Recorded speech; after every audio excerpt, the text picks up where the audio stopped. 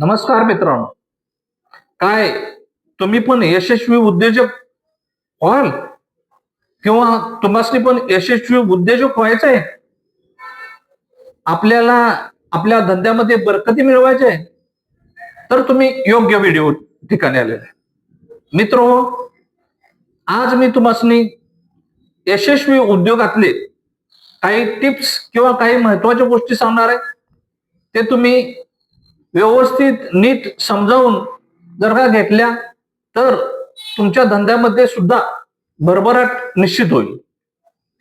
मित्रो, धंदा कुठलाही असो, धंदा कुठला म्हणजे कुठलाही असो, धंदा करीत असताना पहिल्या प्रथम आपल्याला त्या धंद्याबद्दल आपल्याला स्वतःला आपल्याला अस्मिता असली पाहिजे.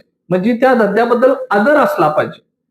तो धंदा करताना आपल्याला कुठल्याही पद्धतीची लाज वाटता कामा नये. जर असं केल्यामुळे तो धंदा आपल्याला भरभराटी मिळवून देतो. जर का एखादा धंदा करत असताना आपण लाजू लागलो की कोण काय म्हणेल, कोण काय म्हणेल, ह्यो काय म्हणेल, तो काय म्हणेल. मित्र, जीवनामध्ये आपल्याला कोण काय देत नसते. प्रत्येक जण म्हणजे मी तुम्हाला सांगतो की जो कोण आपल्यापाशी येत असतो तो 100% स्वार्थासाठी येत असतो. त्यामुळे अशा स्वार्थी लोकांच्या कडून आपल्याला काय मिळेल अशी अपेक्षा ठेवूच नये. आणि ह्या 2026 किंवा 2020 पासून पुढे तर माणसाची मानसिकता कंप्लीट बदलली.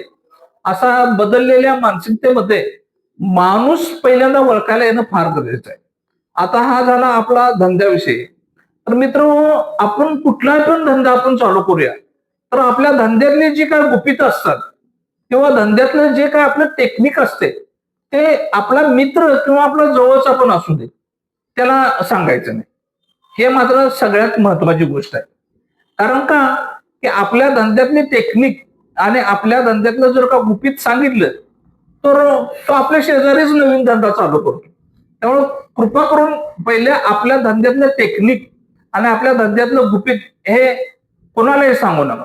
दुसरं, आपल्या घरातली कुठलीही व्यक्ती ही आपण ज्या ठिकाणी धंदा करतोय त्या ठिकाणी कामाला ठेवू नका.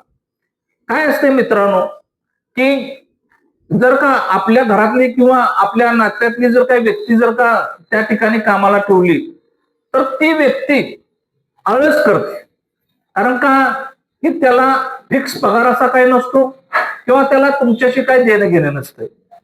त्यामुळं तुमची बरकत झाली काय, तुमचा धंदा वाढला काय, तुमचा धंदा नाही वाढला काय, याचा त्याला काही फरक पडत नसतो. त्यामुळं अशी व्यक्ती ही आपल्या धंद्याला मारकच ठरते.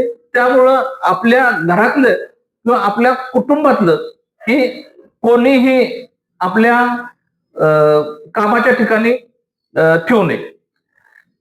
तिसरी गोष्ट महत्वाची म्हणजे की आपलं कुठलंही काम असू दे, म्हणजे कुठलंही, तर म्हणजे साधं आपलं चहाची गाडी असू दे, किराणा मालाचं दुकान असू दे, कपड्याचं दुकान असू दे किंवा आणि त्याच्यापेक्षा मोठा उद्योग असू दे, तो वेळेवर म्हणजे आपली एक जी ठराविक वेळ असते त्या वेळेवर चालू झाला पाहिजे आणि ठराविक वेळेवर बंद झाला पाहिजे. त्याच्यामध्ये तो चालू होता कामा नये आणि त्याच्यामध्ये तो बंद होता कामा नये. जेणेकरून एखादं ग्राहक आपल्याकडं दुसऱ्या ठिकाणावरून आपल्याकडे येत असेल तर त्याला वाटायला पाहिजे की काय नाही बाबा, हे दुकान कायम चालू असते. त्यामुळं की वेळेचं महत्व हे फार असते. तर वेळेवर दुकान चालू ठेवणं आणि वेळेवर दुकान बंद करणं ही आपली नेहमी दैनंदिन आपली गरज असते. आता पुढचा विषय म्हणजे की सुट्टी. एक तरी आठवड्यातून आपण फिक्स सुट्टी घ्या किंवा सुट्टी घेऊ नका, पण एक दिवस आड करून दुकानाची सुट्टी ही आपल्याला फार मोठं नुकसान करून देतो. मित्र, सुट्टी असल्यामुळे आपल्या बद्दल लोकांच्या फार वाईट मेसेज जातो. लोक म्हणतात की हे दुकान कायम बंद असते, त्या दुकानात आपण जाणं योग्य नाही. त्यामुळं लोक पर्यायी दुकानाचा शोध घेतात. त्यामुळं आपल्या दुकानामध्ये लोकांची किंवा आपल्या ह्याच्यामध्ये लोक येत नाहीत. तर सुट्टी हे एक लय महत्वाचं कारण असते.